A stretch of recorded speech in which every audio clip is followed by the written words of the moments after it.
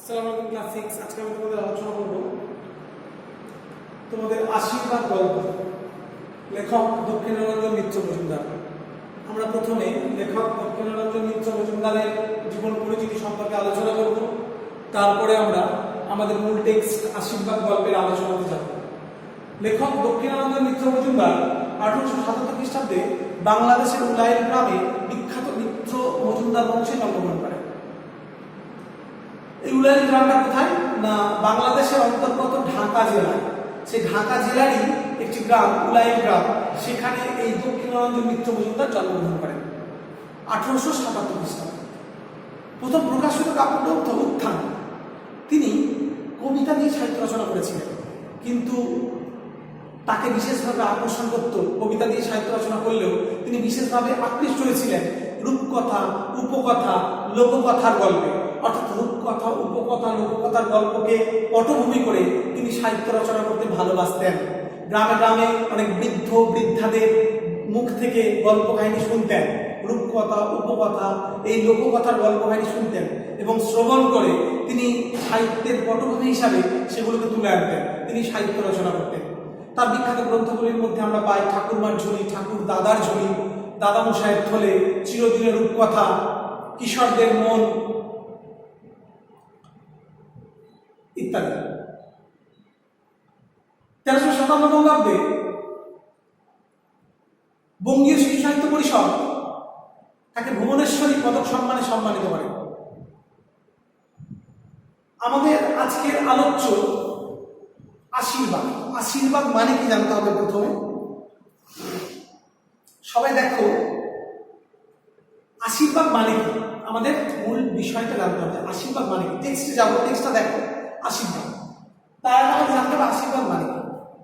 আশীর্বাদ মানে হচ্ছে আমরা জানি বরদান করা, অর্থাৎ গুরুজন কর্তৃক, যারা আমাদের বড়জন, গুরুজন, সম্মানীয় ব্যক্তি, তাদের কর্তৃক মঙ্গল কামনা করা। অর্থাৎ তারা যদি আমাদের মঙ্গল কামনা করে, আমাদের শুভ কামনা করে যে তোমাদের ভালো হোক, এটা হচ্ছে আশীর্বাদ। অর্থাৎ গুরুজন কর্তৃক মঙ্গল কামনা করা, ভালো চাওয়া, সেটা হচ্ছে আশীর্বাদ। এখানেও আমরা দেখতে পাবো আশীর্বাদ, প্রকৃতির আশীর্বাদ। প্রকৃতির আশীর্বাদ কিভাবে সকলের উপর ঝরে পড়ছে, এটা কিন্তু মেঘের আড়াল থেকে সূর্য হেসে কিভাবে সকলের প্রতি এই শরতের আশীর্বাদ ঝরে পড়ুক বলে সে চাইছে, প্রকৃতির আশীর্বাদ সকলের উপর ঝরে পড়ুক সে কামনা করছে, এখানেও আমরা দেখতে পাবো। এখানে আমরা দেখতে পাবো যে বর্ষাকে পটভূমি করে লেখক দক্ষিণারঞ্জন মিত্র মজুমদার এই গল্প কাহিনীটি সাজিয়েছে। বর্ষা নেমেছে, বান ডেকেছে, চারিদিকে জল থই থই, একটা পিঁপড়ের জীবন সংকটের কাহিনী এবং তার অভিযোগ আছে, ঠিক আছে, যে তার প্রকৃতির আশীর্বাদ তার উপর ঝরে পড়ছে না।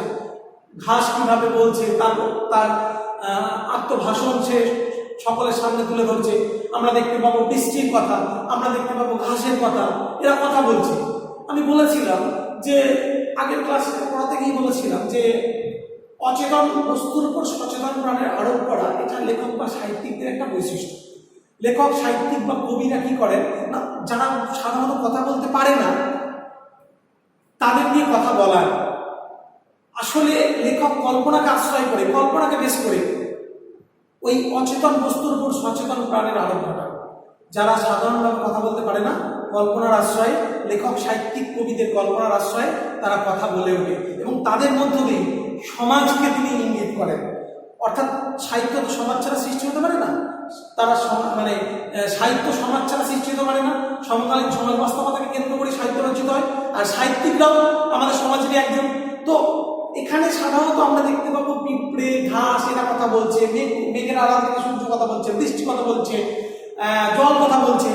তো এদের এই যে আত্মভাষণ, এই যে কথা বলা, এগুলো কিন্তু এগুলোর মধ্য দিয়ে লেখক একটা মেসেজ বা বার্তা কিন্তু দিচ্ছেন যে প্রকৃতির আশীর্বাদ থেকে কেউ বঞ্চিত হয় না। প্রকৃতির আশীর্বাদকে যদি আমরা হৃদয় দিয়ে উপলব্ধি করি, প্রকৃতিকে যদি আমরা ভালোবাসি, অনুরূপভাবে প্রকৃতিও আমাদের ভালোবাসা রিটার্ন দেয়, ফিরিয়ে দেয়। প্রকৃতির আশীর্বাদ সকলের উপরই ঝরে পড়ে, সেটা গ্রহণ করার যোগ্যতা থাকতে হবে, সেটা হৃদয় দিয়ে উপলব্ধি করতে হবে, সেটা গ্রহণ করার যোগ্যতা থাকা চাই। প্রকৃতির আশীর্বাদ প্রত্যেকের উপরই ঝরছে, কিন্তু সেটা দেখার মানসিকতা চাই, হৃদয় দিয়ে উপলব্ধি করতে হয়। তো সেটাই লেখক বলতে চাইছে। আমরা মূল টেক্সট আলোচনা করলেই দেখতে পাবো। দেখো সকলে,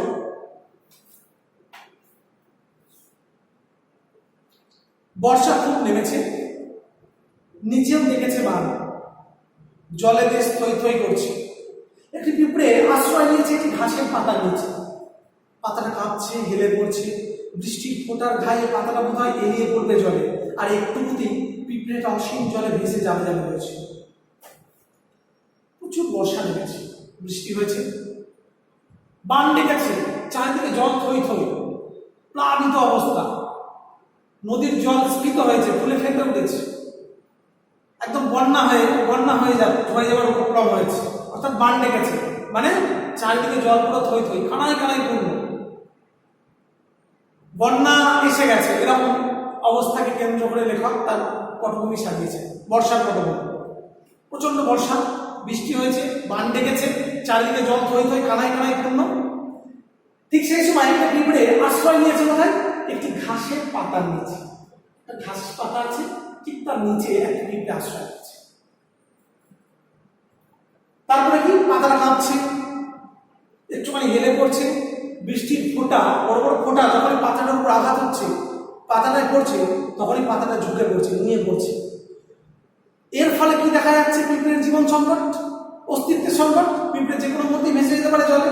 কারণ কি, যদি বৃষ্টির ফোঁটা পাতার উপর পড়ে এবং পাতাটা যদি পুরোপুরি উল্টে যায়, এখন তো জাস্ট হেলে পড়ছে, নুয়ে পড়ছে, সামান্য হেলে যাচ্ছে।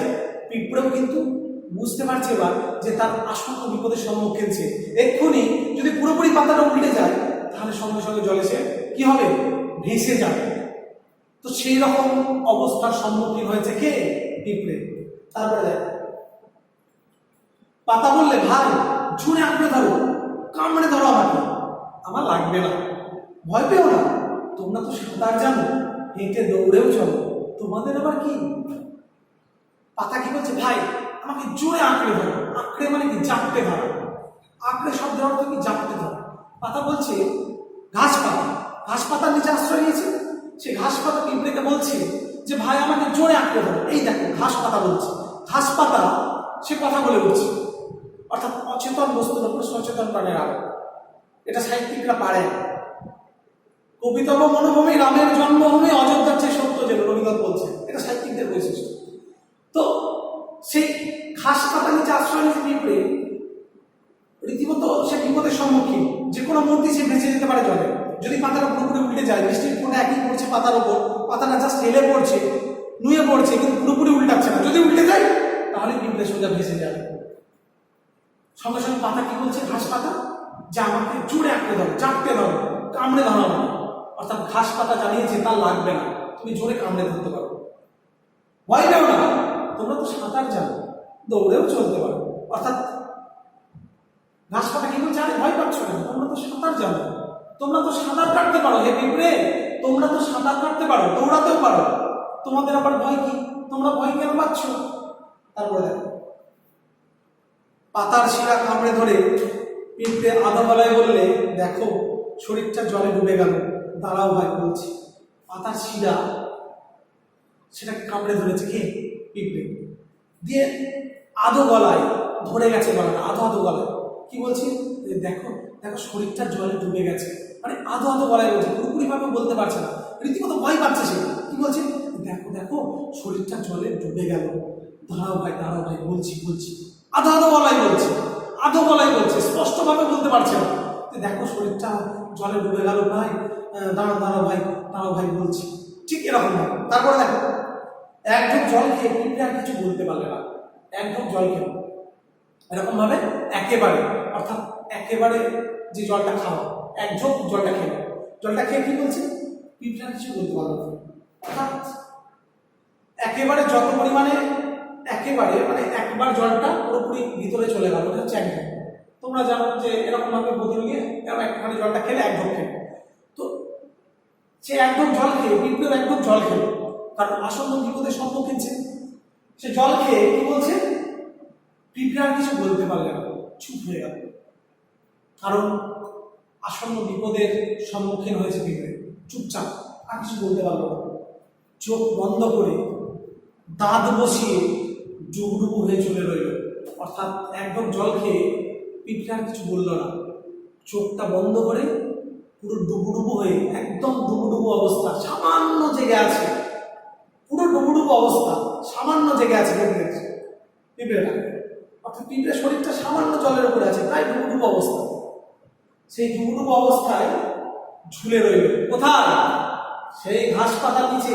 অর্থাৎ সামান্য ঝুলে আছে ঘাস পাতার উপরে। আর যদি একটুখানি জল বাড়ে তাহলে পিঁপড়ের অস্তিত্ব বিলীন হয়ে যাবে, শরীরে ভেসে যাবে।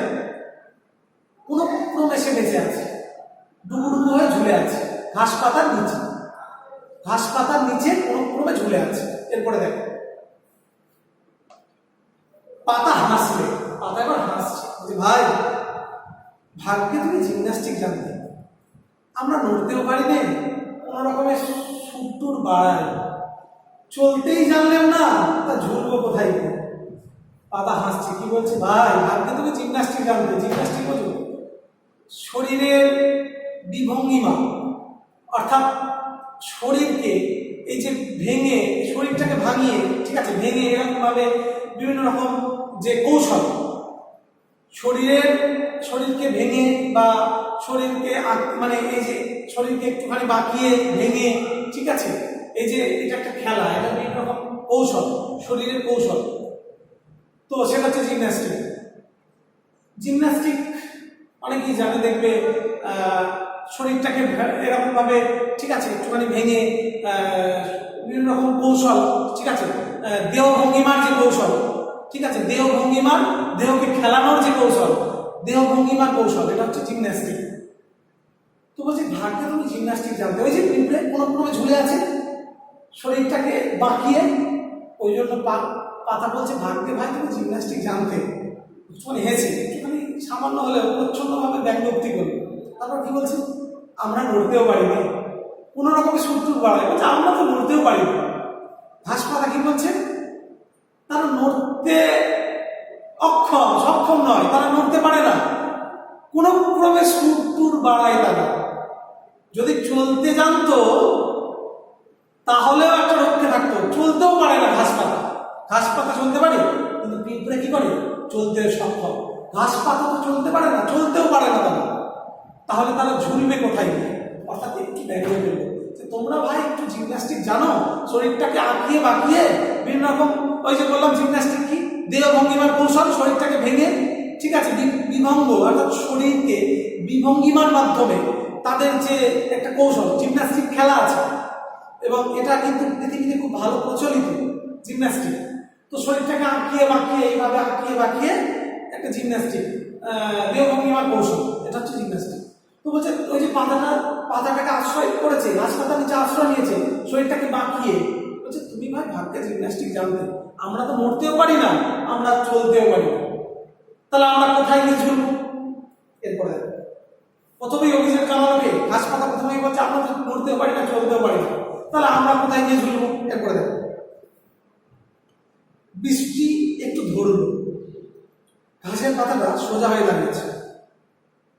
কামড়া নিঃশ্বাস ছেড়ে পিঁপড়ে বললে, বাপ, বাঁচলেন।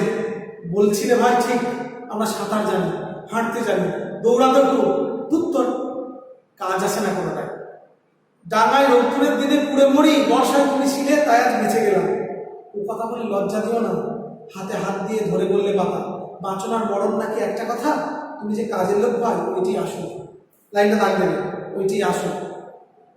বৃষ্টি একটু থামলো, যে বর্ষণটা হচ্ছিল প্রবল বর্ষণ, সেটা একটু থামলো, ঘাসের পাতাটা সোজা হয়ে গেল। কামড়া নিঃশ্বাস ছেড়ে পিঁপড়ে বললে, ওরে বাপরে, বাঁচলাম, বৃষ্টি থেমেছে। এবার বলছে, হ্যাঁ তুমি কি বলছিলে ভাই? বলছিলে ভাই ঠিক, হ্যাঁ ঠিক, আমরা সাঁতার জানি। পিঁপড়ে এবার বলে উঠেছে, কথা বলছে, ঠিক বলেছে, হ্যাঁ আমরা সাঁতার জানি, দৌড়াতেও খুব, অর্থাৎ পিঁপড়ে সাঁতার জানে, দৌড়াতেও পারে। কিন্তু দুত্তর মানে কি? ব্যঙ্গোক্তি সূচক, বিরক্তি সূচক উক্তি। দুত্তর হচ্ছে বিরক্তি সূচক উক্তি। দুত্তর এসব কোনো কাজই আসে না, অর্থাৎ বিরক্তি সূচক উক্তি। যে বলছে কি, যে ঠিকই বলেছো, আমরা সাঁতার জানি, দৌড়াতেও খুব, অর্থাৎ সাঁতারও জানি, আবার দৌড়াতেও পারদর্শী। পিঁপড়ে বলছে যে তারা সাঁতারও জানে, দৌড়াতেও পারদর্শী। কিন্তু দুত্তর দুত্তর হচ্ছে বিরক্তি সূচক উক্তি, বিরক্তি সূচক, মনে রাখবে। দুত্তর এসব কোনো কাজই আসে না, এসব কোনো কাজই আসে না। ডাঙায় রোদ্দুরের দিনে পুড়ে মরি, অর্থাৎ ডাঙাতে প্রবল রোদ্দুরে কি হয়, পুড়ে মরে। কারণ ডাঙার উপর দিয়ে পিঁপড়ে খাবারের অন্বেষণে ঘুরে বেড়ায়, মাটি থেকে গর্ত থেকে বার হয়ে পিঁপড়ে কি করে, খাবারের অন্বেষণে ঘুরে বেড়ায়। যখন প্রচন্ড রোদ হয়, আমরা জানি পিঁপড়ের গায়ে রোদ লাগে, তাই সে অভিযোগ জানায় কি, যে ডাঙায় রোদ্দুরের দিনে পুড়ে মরি, আর বর্ষায় তুমি ছিলে তাই আজ বেঁচে গেলাম। অর্থাৎ আজকে তুমি বর্ষায় ছিলে তাই বেঁচে গেলাম, নাহলে তো ডাঙায় রোদ্দুরের দিনে পুড়ে মরি। তো পিঁপড়ে তার আত্মমোষণ জানিয়েছে যে ঠিকই বলেছো পাতা, হে পাতা ভাই, তুমি ঠিকই বলেছো, আমরা দৌড়াতেও পারি, চলতেও পারি, কিন্তু দুত্তর মানে বিরক্তি সূচক উক্তি, যেসব কোনো কাজেই লাগে না। ডাঙায় রোদ্দুরের দিনে প্রচন্ড রোদ্দুরে তারা পুড়ে মরে, আর বর্ষার দিনে আজকে ওই ঘাস পাতাটা ছিল তাই পিঁপড়ে বেঁচে গেল বলে সে নিজেকে জানিয়েছে। এরপরে দেখ, ও কথা বলে লজ্জা দিও না, হাতে হাত দিয়ে ধরে বললে পাতা, বাঁচনার মরণ নাকি একটা কথা, বলতে কাজে লোক ভাই ওইটি আসলো। যারে ওর কথা বলে লজ্জা দিও না, ঘাস পাতা বলছে, বলছে হাতে হাত দিয়ে ধরে বললে পাতা, একদম আমরা বলি না হাতের উপরে হাত রেখে অনেক সময় বলি ভাই এই কথা বলে লজ্জা দিও না। ঘাস পাতা যেন পিঁপড়েকে বলতে চাইছে ভাই এই কথা বলে লজ্জা দিও না। আরে বাঁচনার মরণ এটাই, এটা আবার কি হয়, বাঁচনার মরণ নাকি একটাই একটা কথা, এসব আবার কি, সকলকেই মরতে হবে, সকলকেই বাঁচতে হবে পৃথিবীতে। তুমি যে কাজের লোক ভাই, তুমি তো কাজের লোক, ওইটাই আসো। বলছে বাঁচন আর মরণ নাকি একটা কথা, বলছে বাঁচন আর মরণ কি একটাই কথা, না এসব ফালতু, এসব এসব ভেবে লাভ নেই। পৃথিবীতে জন্ম নিয়েছে যেমন, মরতে হবেই থাকে, জন্মিলে মৃত্যু হবে, অমর কি কথা বলে, কারণ মরতে হবে, যার যেদিন মৃত্যু আসবে সে চলে যাবে, এসব কথা থাক, এসব বাদ দাও ভাই। তুমি যে কাজের লোক ভাই, ওইটাই হচ্ছে আসল। বলছে তুমি তো কাজের লোক, তুমি তো কাজ কর্মব্যস্ত থাকো, তুমি তো, আমরা পিঁপড়ে কবিতায় বলেছিলাম সদা ব্যস্ত, কর্মব্যস্ত, চঞ্চল। পিঁপড়ে তাদের মধ্যে একটা শৃঙ্খলাবোধ কাজ করে। তো তুমি তো কর্মব্যস্ত মানুষ ভাই, কর্মব্যস্ত জীব, মানুষ নয় সরি, তুমি তো কর্মব্যস্ত জীব, পিঁপড়েকে বলছে। বলছে ওইটাই তো আসল, বলছে ওইটাই হচ্ছে আসল কথা, তুমি তো কর্মব্যস্ত জীব, ওইটাই হচ্ছে আসল কথা। এরপরে দেখো, শুনে বর্ষাতেও পিঁপড়ের মুখ শুকিয়ে গেল, ভিজে শরীরে শুকনো মুখে সে বললে ভাই কাজ তো করি, সারাদিন রাত খাটি খাটি খাটি, শুধু খাই দাই থাকি গর্তে, তোমরা পৃথিবীর উপরে হাসো, ফুলটুল ফুটাও, আমরা যাই আসি দেখি ছায় ও কাজে, ও কাজ শেষে আবার সেই গর্তেই ঢুকি গিয়ে বুঝি ভাই মাটি আমাদের, পৃথিবীটা তোমাদের। আবার অভিযোগ, তো বলছে ভাই বাঁচন মরণ একই কথা নাকি, একটাই কথা, ওটা বাদ দাও। আসলে তুমি তো কাজের লোক ভাই, পাতা যখন পিঁপড়েকে বলবো তুমি তো কাজের লোক, তুমি তো কর্মব্যস্ত সদা চঞ্চল পার্থিব জীব, মানুষ নয়, কিন্তু পিঁপড়ে তো মানুষ হতে পারে না, কর্মব্যস্ত জীব। তো ওইটাই হচ্ছে আসল কথা। তারপরে পিঁপড়ে কি বলছে, বর্ষাতেও এইসব কথা শুনে, বর্ষাতেও এই বর্ষার সময়ও পিঁপড়ের মুখ কি করলো, শুকিয়ে গেল, ভিজে শরীরে শুকনো মুখে সে বললো, ভিজে শরীরে শুকনো মুখে সে কি বলছে, ভাই কাজ তো করি, সারাদিন খাটি খাটি খাটি। পিঁপড়ে কি বলছে, হ্যাঁ আমরা পৃথিবীর কর্মব্যস্ত জীব, আমরা সারাদিন খাটি, সবসময় কাজে ব্যস্ত থাকি, খাটি খাটি খাটি, প্রচুর পরিশ্রম করি, থাকি গর্তে। তারা কোথায় থাকে বলেছে, গর্তের ভিতরে আমরা জানি থাকে। তোমরা পৃথিবীর উপরে হাসো, ফুল ফুল ফুটাও, ঘাস পাতাকে কি বলছে, তোমরা পৃথিবীর উপরে থাকো, ফুল ফোটাও, আমরা যাই আসি দেখি।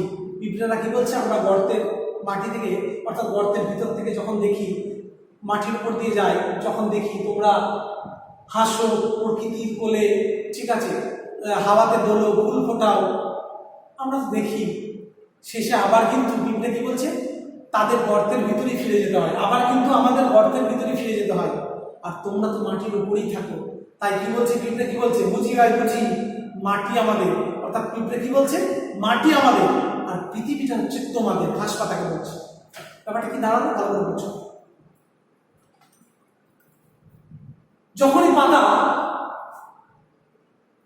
বলেছে যে তুমি কর্মব্যস্ত জীব, তুমি কাজের লোক ভাই পিঁপড়েকে বলেছে, তখনই পিঁপড়ে, বর্ষাতে পিঁপড়ের মুখ শুকিয়ে গেছে। সে জানিয়েছে, কি জানিয়েছে, যে তারা সারা দিন রাত পরিশ্রম করে, খাটে খাটে খাটে পরিশ্রম করে, প্রচুর পরিশ্রম করে, কিন্তু পৃথিবীর উপরে কারা থাকে? ঘাস পাতা। বলছে পিঁপড়েরা তো মাটির ভিতরে থাকে। বলছে আমরা তো মাটির ভিতরে থাকি, আমরা যখন সময় হয় খাদ্যের অন্বেষণে আমরা গর্ত থেকে বার হয়ে মাটির উপরে ঘুরে বেড়াই, কিন্তু তোমরা পৃথিবীর উপরে থাকো। ঘাস পাতাকে বলেছে পিঁপড়ে যে ঘাস পাতা, হে ঘাস পাতা, তোমরা তো পৃথিবীর উপরে থাকো। অর্থাৎ ঘাস পাতার অবস্থান পৃথিবীর উপরে, প্রকৃতির হাওয়ায় তারা দোলে, ফুল ফোটায়, তারপরে ফলের আগমন বার্তা ঘোষণা করে, প্রকৃতির সঙ্গে একাত্ম হয়ে থাকে যেন। আর পিঁপড়ে কি বলেছে, না পৃথিবীটা বোধহয় তাদের নয়, তাদের আবার সে গর্তের ভিতরেই ফিরে যেতে হবে, কিন্তু ঘাস পাতা পৃথিবীর উপরে থাকে। তাই পিঁপড়ে জানায় কি, পিঁপড়ে জানায়, পিঁপড়ে জানাতে ভোলেনি বা জানাতে দ্বিধা করেনি। পিঁপড়ে জানায় যে মাটির মানে পৃথিবীটা হচ্ছে ঘাস পাতা এবং মাটিটা হচ্ছে পিঁপড়েদের। অর্থাৎ কেন না, পিঁপড়ে খাবারের অন্বেষণে গর্ত থেকে বার হলেও তাদের কিন্তু আবার মাটির ভিতরে ফিরে যেতে হবে। তারা কিন্তু সর্বদা পৃথিবীর এই যে মাটির উপরে থাকতে পারবে না। তাই সঙ্গে সঙ্গে পিঁপড়ে কি অভিযোগ জানিয়েছে, যে মাটিটা তো আমাদের, পৃথিবীটা বোধহয় আমাদের নেই, জানো, পৃথিবীটা তোমাদের, তোমরা ঘাস পাতা পৃথিবীর উপরে থাকো, ঠিক আছে, ফুল ফোটাও, প্রকৃতির কোলে হাওয়ায় দুলে দোলো, ফলের আগমন বার্তা ঘোষণা করো, পৃথিবীটা তোমাদের, আর আমরা মাটির ভিতরে থাকি, মাটি আমাদের। এটা কে বলেছে? পিঁপড়ে। পিঁপড়ের অভিযোগ কিন্তু। এরপরে দেখো, শিউরে পাতা বললে চমকে গেছে। শিউরে মানে কি? চমকে যাও। চমকে পাতা কি বলছে, ভাই অমন কথা বলো না, মাটি সবার, থই থই যে জল, মাটি না থাকলে চলতে কথা দিয়ে। পিঁপড়ে শিউরল, হাই এই জল কি করে পার হবো? বৃষ্টি ঝমঝম করে এলো, তাড়াতাড়ি পিঁপড়ে আবার কামড়ে ধরলো পাতা, বৃষ্টি দাঁড়ালো। ভাই শুনেছিলাম তোমাদের কথা, মেঘের আড়াল থেকেও শুনেছি। পিঁপড়ে ভাই বড্ড তোমার ভয় না, কিন্তু এই পাতা বন্ধুটিকে আমি কোনোদিন ভয় পেতে দেখিনি। আমরা চলে যাই বিদেশে, ফিরে এসে দেখি রোদ তুলে তুলে বন্ধুর দল ধুলো হয়ে আছে। যেই দিনটা আর ধুলো ছেড়ে সারা দেশে সবুজ হয়ে ওঠে, সবুজ পাতা চিরদিন। আমি আনন্দে গান গেয়ে উঠি সবুজ বন্ধুর হাত ধরে, খলখল করে হেসে উঠলো জল, ঢেউ তুলে। তুমি গান গাচ্ছ, আমিও গাই। বর্ষায় যে ঘাসকে আমি ডুবিয়ে কাদায় লুটিয়ে তলিয়ে দিয়ে ছুটি, শরতে চেয়ে দেখি তারাই কাশবন হয়ে হাসছে। দেখ শিউরে পাতা চমকে গেছে। চমকে পাতা কি বলছে, ভাই আমার কথা বলো না, মাটি সবারই ভাই। এই যে থই থই যে জল, মাটি যদি না থাকতো তোমরা চলতে কোথা দিয়ে? মাটি সবারই। এই যে জল থই থই করছে, যদি মাটি না থাকতো তাহলে চলতে কোথা দিয়ে তোমরা? তারপরে দেখো পিঁপড়েও শিউরো, চমকে গেল। পিঁপড়ে শিউর হয়ে যাওয়া মানে কি? চমকে গেল। পিঁপড়েও শিউরো, চমকে গেল। কি বলছে, হাই এই জল কি করে পার হবো? এই জলটা আমি কি করে পার হবো? বৃষ্টি ঝমঝম করে এলো, আবার বৃষ্টি, প্রচন্ড বৃষ্টি নেমে এলো ঝমঝম করে। তাড়াতাড়ি পিঁপড়ে আবার কি করলো, ওই ঘাস পাতাকে কামড়ে ধরলো। বৃষ্টি দাঁড়ালো, বৃষ্টি আবার কথা বলছে, বৃষ্টি দাঁড়ালো, বৃষ্টি দাঁড়িয়ে আবার কথা বলছে তাদের সঙ্গে। কি বলছে, ভাই শুনেছিলাম তোমাদের কথা। বলছে হ্যাঁ তোমাদের কথাই শুনেছিলাম, তোমাদের কথাই শুনছিলাম, বসে বসে তোমাদের কথাই শুনেছিলাম। তো তারপরে কি জানায়, তার শপথ উক্তি, নিজের উক্তি জানাচ্ছে। বলছে মেঘের আড়াল থেকেও শুনেছি। বলছে মেঘের আড়াল থেকেও তোমাদের কথা শুনেছি, তোমাদের কথা শুনেছিলাম। অর্থাৎ পিঁপড়ে এবং ঘাস পাতার যে কথোপকথন, সেটা কিন্তু বৃষ্টি শুনেছে, মেঘের আড়াল থেকেও শুনেছে। বলছে পিঁপড়ে ভাই বড্ড তোমার ভয় না? বৃষ্টি আবার কথা বলছে পিঁপড়েকে, বলছে পিঁপড়ে ভাই তোমার বড্ড ভয় তাই না? কিন্তু এই পাতা বন্ধুটিকে আমি কোনোদিন ভয় পেতে দেখিনি। অর্থাৎ পাতা বন্ধুটি কোনোদিন ভয় পায় না। আমরা চলে যাই বিদেশে, ফিরে এসে দেখি রোদ দূরে পুড়ে বন্ধুর দল ধুলো হয়ে আছে। বলছে আমরা চলে যাই বিদেশে, অর্থাৎ বৃষ্টি যখন এখান থেকে এখানে না প্লাবিত হয়ে, মানে বর্ষার জল, ধরো বৃষ্টি প্রচন্ড হলো এবং বর্ষার জল ফুলে ফেপে উঠে প্লাবিত হয়ে বন্যা দেখা দেবে, ঠিক আছে। কিন্তু যখন বৃষ্টি হয় না, যখন পতিত হয় না বৃষ্টি, যখন বর্ষণ হয় না, যখন বৃষ্টি অন্য দেশে পাড়ি দেয়, বিদেশে পাড়ি দেয়, তারপরে যখন বৃষ্টি ফিরে এসে দেখে রোদ্দুরে পুড়ে বন্ধুর দল দল ধুলো হয়ে আছে, অর্থাৎ চারিদিকে প্রচন্ড গ্রীষ্মের রৌদ্রে দাবদাহে একদম কি ধুলো হয়ে আছে, পাতার উপরে ধুলো জমে গেছে।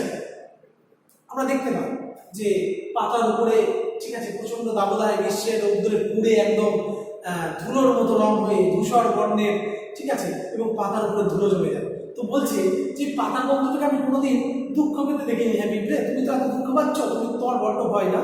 পাতা বন্ধুটি কোনোদিন ভয় পাই না। আমরা যখন বিদেশে বাড়িতে, অর্থাৎ বৃষ্টি যখন এখানে না হয়ে যখন বিদেশে হয়, যখন বর্ষণ পতিত হয় বিদেশে, তখন কিন্তু এই পাতা, এই যে গাছপাতা, ঘাস পাতা বা এই যে পাতা, তো এই ঘাস পাতা কি করে না, এরা কিন্তু রৌদ্রে পুড়ে গ্রীষ্মের দাবদাহে ধুলো হয়ে যায়, চারিদিকে ধুলোই কি করে না পাতার উপরে ধুলোর জট বেঁধে যায়। তারপরে দেখো যে রৌদ্রে পুড়ে বন্ধুর দল ধুলো হয়ে আছে, যেই দিটা আর ধুলো ছেড়ে সারা দেশে সবুজ হয়ে ওঠে সবুজ পাতা ছিটিয়ে। তো যার যেই আমরা ডাক দিই, অর্থাৎ যখন আমরা পতিত হই, অর্থাৎ যখন বৃষ্টি পড়ে, যখন আমরা পড়ি, যখন আমরা বর্ষণ নামাই, তখন আবার ওই পাতা তাদের ধুলো ঝেড়ে আবার সবুজ পাতায় ভরে ওঠে। তাদের মনে তো দুঃখ দেখি না? যখন আমরা অন্য দেশে চলে যাই তখন রৌদ্রে পুড়ে প্রচন্ড দাবদাহে ধুলো হয়ে যায়, কিন্তু যেই আমরা আবার ফিরে আসি, যখন বর্ষণ নামায় পৃথিবীতে, তখন আবার গাছের পাতা কি করে, ঘাসের পাতা বা গাছের পাতা যাই বলি না কেন, কি করে গাছের পাতা হয়, আবার ঘাসের পাতা, এখানে মূলত ঘাসের পাতা, তো ঘাসের পাতাটা কি করে চারিদিকে সবুজ কুচি কুচি পাতার জন্ম দেয়, আবার নতুন ভাবে বাঁচতে শেখে। এদের মনে কোনো দুঃখ নেই? সারা দেশে সবুজ হয়ে ওঠে সবুজ পাতা, অর্থাৎ এই ঘাস পাতাকে কেন্দ্র করে সমস্ত পৃথিবীর গাছ যাদের পাতা আছে সবাই আবার কি করে, নতুন নতুন পাতা গজায়, আবার সবুজ হয়ে ওঠে পাতা চিরুনি। আমি আনন্দে গান গেয়ে উঠি সবুজ বন্ধুর হাত ধরে। বলে আমিও আনন্দে গান গাই সবুজ বন্ধুর হাত ধরে। কে? বৃষ্টি বলছি। এরপরে দেখো খলখল করে হেসে উঠলো জল ঢেউ তুলে, তুমি গান গাচ্ছ আমিও গাই। এবার জল হেসে উঠলো খলখল করে। এবার সে বলছে, জল কথা বলছে নাকি, বলছে তুমি গান গাচ্ছ আমিও গাই। বলছে তুমি গান গাচ্ছ, তাহলে আমি, অর্থাৎ জলও চাইছে, জলও গান গাইতে ইচ্ছা প্রকাশ করেছে, অর্থাৎ জলও চাইছে সে গান ধরবে। তারপর দেখো বর্ষার যে গাছকে আমি ডুবিয়ে কাদায় লুটিয়ে তলিয়ে দিয়ে ছুটি, শরতে চেয়ে দেখি তারাই কাশ বন হয়ে হাসছে। কি বলছে?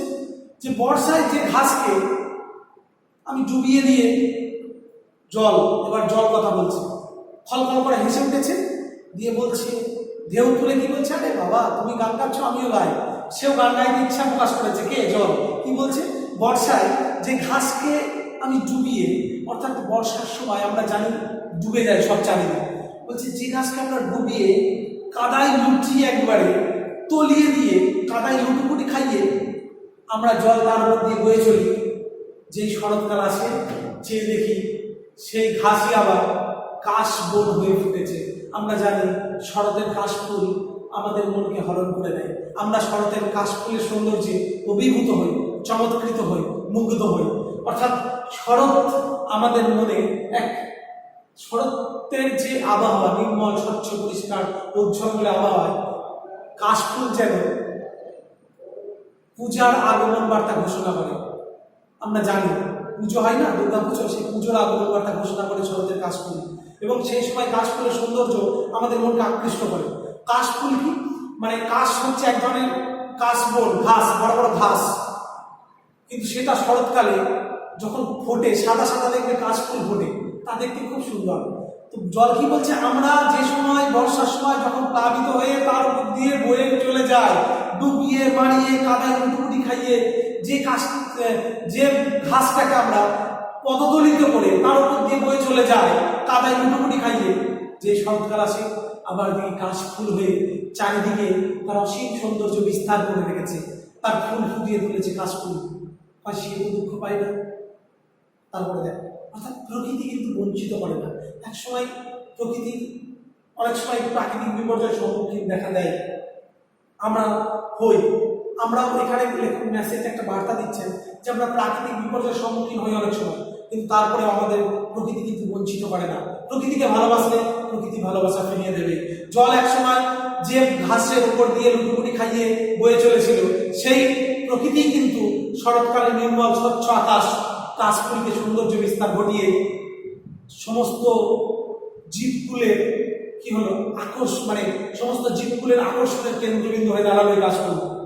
সবাই কিন্তু কাশফুলের প্রতি আকৃষ্ট হয় শরৎকালে। তারপর দেখো ঘাসের পাতা আস্তে আস্তে মাথা নোয়ালে হাওয়ায়, ঘাসের পাতা আস্তে আস্তে মাথা নোয়ানো মানে কি ঝুঁকে পড়া, ঘাসের পাতা আস্তে আস্তে হাওয়ায় ঝুঁকে পড়লো, মাথা নোয়ালো। পিঁপড়ে জড়িয়ে ধরলো পাতার শিরা, বুক ভেঙে নিঃশ্বাস করলো পিঁপড়ে। পিঁপড়ে একবারে জড়িয়ে ধরলো কি পাতার শিরা, পাতার শিরা পিঁপড়ে জড়িয়ে ধরেছে, বুক ভেঙে নিঃশ্বাস করলো পিঁপড়ে।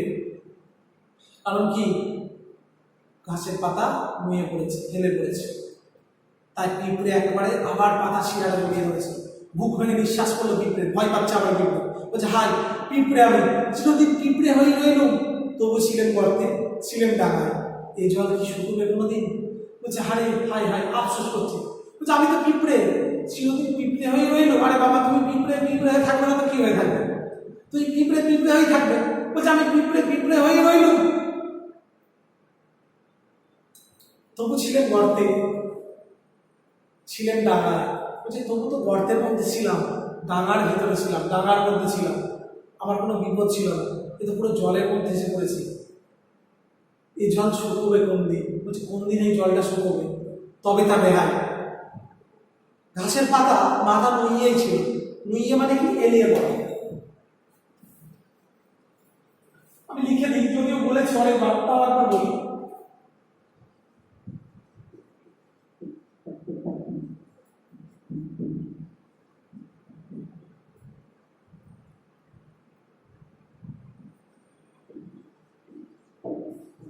এলিয়ে পড়ে, নুইয়ে মানে হচ্ছে এলিয়ে পড়ে, ঝুঁকে পড়ে, নুইয়ে। তো ঘাসের পাতা মাথা নুইয়েই ছিল, ঘাসের পাতাটা তার মাথা নুইয়েই ছিল। এবারে মাথা একটু তুললো, এরপরে ঘাসের পাতাটা মাথাটা একটু তুললো, তারপর বললে পিঁপড়ের কানে কানে বলছে বন্ধু ভাই ভয় তুমি পেও না, ভেবো না একটু, বাদল চলে যাবে, চলে যাবে জল নিশ্চয়, আসতে আসবে আসছে শরৎ, পৃথিবী তোমার হবে। ঘাসের পাতা মাথা নুইয়েছিল, একটুখানি মাথা তুলল, কি বলছে এবার সে? তারপর পিঁপড়ের কানে কানে গিয়ে বলছে বন্ধু ভাই এত ভেবো না, এত ভয় পেও না, এত ভয় পাচ্ছ কেন তুমি? হে বন্ধু আমার, তুমি এত ভয় পাচ্ছ কেন? ভেবো না একটু, বাদল চলে যাবে, এখন বাদলা করেছে, বর্ষামুখর পরিবেশ সৃষ্টি হয়েছে, এখন বর্ষা নেমেছে, বর্ষা পতিত হচ্ছে, বৃষ্টি নেমেছে, তাই তোমার মনে হচ্ছে বিপদ, কিন্তু একদিন ঠিক বাদল চলে যাবে, চলে যাবে জল নিশ্চয়, চিরদিন এই জল থাকবে না। এই জল থই থই করছে, চারদিকে জল কানায় কানায় পূর্ণ, তুমি তো কর্মব্যস্ত জীব, তাই তুমি এসব ভেবো না, একদিন জল নিশ্চয় কমে যাবে, আসবে, আসবেই দেখবে। কারণ আমরা জানি সুচেতনা এই পথে আলো জেলে এই পথে পৃথিবীর ক্রমমুক্তি হবে। বাধা আসে, প্রতিবন্ধকতা আসে, সত্য শেষ, কিন্তু শেষ সত্য নয়। শেষ সত্য কোনটা? সুচেতনা। জীবনানন্দ দাশ বলছেন সুচেতনা এই পথে আলো জেলে এই পথেই পৃথিবীর ক্রমমুক্তি হবে। অর্থাৎ শুভ চৈতন্যবোধের জাগরণ একদিন ঘটবে, একদিন প্রতিবন্ধকতা কাটবে, একদিন বিপদ কাটবে, আবার পৃথিবী হেসে উঠবে, আবার সূর্য দেখা দেবে, আবার নতুন করে পৃথিবী তার ডালি সাজিয়ে শুভ চৈতন্যবোধের জাগরণ ঘটিয়ে মানুষে মানুষে ভালোবাসার বার্তা রচনা করবে। আবার পৃথিবী একদিন ভালো হবে, একদিন ঝড় থামবেই। তো বলছে আরে ভাই এটা বাস্তবে লেখক যেন বার্তা দিতে চাইলে যে প্রতিবন্ধকতা আসবে, কিন্তু ঝড় আসবে, জীবনে চলার পথে বাধা আসবে, কিন্তু ভেঙে পড়বো না আমরা কোনোদিনও, আমরা রুখে দাঁড়াবো। কারণ আমরা জানি যে বিপদ এলেও বিপদ একদিন কাটবে, ভালো কিছুর সূচনা হবে, তার জন্য আমাদের অপেক্ষা করতে হবে। এখানে ঘাস পাতাকে বলছে যে বন্ধু ভাই তুমি ভয় পেও না, ভেবো না একটু। বিপদে বলছে বাদল একদিন চলে যাবে, এখন বাদল করেছে, চারিদিকে বর্ষা নেমেছে, বৃষ্টি হচ্ছে, চলে যাবে জল নিশ্চয়, একদিনে জল নিশ্চয় চলে যাবে, আসবে আসবেই, আসছে শরৎ। কারণ শরতের প্রকৃতিকে নির্মল স্বচ্ছ করে তোলে। শরতের আকাশ নির্মল স্বচ্ছ ঝকঝকে, রোদ জঙ্গলে পরিবেশ, যা আমাদের মনকে আকৃষ্ট করে। শরতের কাশফুল, তার সৌন্দর্যে আমরা অভিভূত হই এবং যেন আগমনীর বার্তা, আগমনীর গান যেন ঘোষণা করে। আগমনীর গানে শরতের কাশফুল ফুটিয়ে পুজোর যে আগমন বার্তা এবং বাঙালির যে উৎসব, সেটা আমাদের মনকে সহজে আকৃষ্ট করে। আমরা সেই প্রাকৃতিক পরিবেশে মুগ্ধ হই। শরৎকাল যে কত সুন্দর সেটা আমরা দু চোখ ধরে দেখি। আমরা প্রকৃতির কোলে আশ্রয় নিই, প্রকৃতির কাছে ফিরে যাই, প্রকৃতিকে ভালোবাসি। তো বলছে পৃথিবী তোমার হবে, নিশ্চিত, হ্যাঁ একদিন পৃথিবী তোমার হবে। পিঁপড়ের চোখ তুললে, আহা পৃথিবীকে আবার তার হবে। পিঁপড়ের চোখে জল আস্তে আস্তে থামলো। চেয়ে সে দেখলে মেঘের ফাঁক দিয়ে সূর্যের চোখও হাসছে। হবেই, আশীর্বাদ করি, শরতের আশীর্বাদ তোমাদের ওপরে ঝরুক, পৃথিবী সবারই হোক। পৃথিবী তোমার হবে যখন বললো ঘাস পাতা পিঁপড়েকে যে পৃথিবী তোমার হবে বন্ধু, আজকে যে জল আছে জল কাটবে, জল একদিন ঠিক চলে যাবে, ডাঙা জেগে উঠবে, পৃথিবী তোমার হবে। পিঁপড়ে চোখ তুললে কি বলছে, আহা পৃথিবী কি আবার কোনোদিন হবে? সত্যি বলছো তুমি? পৃথিবী কি আবার তার হবে? পিঁপড়ের চোখে জল, কাঁদছে পিঁপড়ে, আস্তে আস্তে থামলো। কি বলছে, যে সে দেখলো সে জলটা আস্তে আস্তে চোখ দিয়ে জল পড়ছে পিঁপড়ে, আস্তে আস্তে জলটা থামলো এবং যখন সে চেয়ে দেখলো যে মেঘের ফাঁক দিয়ে সূর্য এসে উঠেছে। মেঘ দেখে তুই করিস রে ভয়, আড়ালে তার সূর্য হাসে। বিখ্যাত লাইন। অর্থাৎ মেঘ আছে, আমরা জানি মেঘ যখন দেখা দেয় আকাশে, সেখান থেকে প্রচুর বৃষ্টি নামে। যখন মেঘ আকাশে ঘনিয়ে ওঠে আমাদের ভয় লাগে, আমাদের মনে হয় যে এই সময় হয়তো প্রচুর বর্ষণ দেখা দেবে, বাজ করতে পারে, আমরা ভয়ে কি হয় ছিটিয়ে পড়ি। কিন্তু আসলে আমরা জানি যে মেঘের আড়ালে কিন্তু সূর্যটা থাকে। অর্থাৎ বাধা আসে, জীবনে প্রতিবন্ধকতা আসে, আমরা অনেক সময় বাধার সম্মুখীন হই। আমরা জীবনে চলার পথে ধরো তোমরা অনেক সময় কারোর কাছ থেকে আঘাত পেলে, কেউ তোমাদের আঘাত দিল, তোমরা কষ্ট পেলে, কিন্তু ভেবো তোমরা, হে বন্ধু তোমরাও ভেবো যে এই কষ্ট কিন্তু কোনোদিন চিরদিন থাকবে না। একদিন এই কষ্ট কাটবেই, একদিন তোমাদের প্রতিবন্ধকতা, বাধা, তোমাদের মনে কষ্ট, তোমাদের মনোবেদনা, তোমাদের মনে হচ্ছে আজ আমি বড় বেদনাহত হয়েছি, আজ আমি কষ্ট পেয়েছি, আজ আমি দুঃখ পেয়েছি, কিন্তু একদিন এক সময় এই দুঃখ চিরদিন থাকে না। কারণ এক সময় এই দুঃখ কাটবে, আবার দেখবে নতুন সূর্য উঠবে। কারণ বাধা প্রতিবন্ধকতার আড়ালে কিন্তু ওই ভালো, ওই যা কিছু ভালো তা কিন্তু লুকিয়ে থাকে। মেঘের আড়ালে কিন্তু সূর্য হাসে, মেঘ কেটে যাওয়ার পরে কিন্তু সূর্য দেখা দেয়। প্রতিবন্ধকতা আসে, বাধা আসে, বিপদ আসে, বিপদ কেটে যাওয়ার পরে কিন্তু ভালো সময় আমাদের জন্য অপেক্ষা করে এবং ভালো সময়ের সূচনা হয়। এটা কিন্তু আমাদের বললে চলবে না। তো কি বলছে যে মেঘের ফাঁক দিয়ে সূর্য হাসছে, সে কি বলছে, সে আশীর্বাদ করছে সকলকে। দেখো কি বলছে, হবে, আশীর্বাদ করো, আশীর্বাদ করছি, তোমাদের মঙ্গল কামনা করছি, হবে একদিন। শরতের আশীর্বাদ তোমাদের উপরে ঝরে পড়ুক। কারণ শরতের যে আশীর্বাদ, শরতের যে মঙ্গল কামনা, শরতের যে প্রকৃতির সৌন্দর্য, স্নিগ্ধতা তোমাদের উপরে ঝরে পড়ুক। পৃথিবী সবারই হোক, পৃথিবী সকলের হোক। কারণ তুমি যদি হৃদয় দিয়ে উপলব্ধি করতে পারো, বাধা বিপত্তি কাটিয়ে একদিন পৃথিবী তোমার হবেই, হে বন্ধু, একদিন হবেই। সূর্য মেঘের আড়াল থেকে সূর্য হেসে সেও আশীর্বাদ করলো, সে মঙ্গল কামনা করলো, হবে। শরতের আশীর্বাদ তোমাদের উপরে ঝরে পড়ুক, তোমাদের প্রত্যেকের উপরে ঝরে পড়ুক শরতের আশীর্বাদ।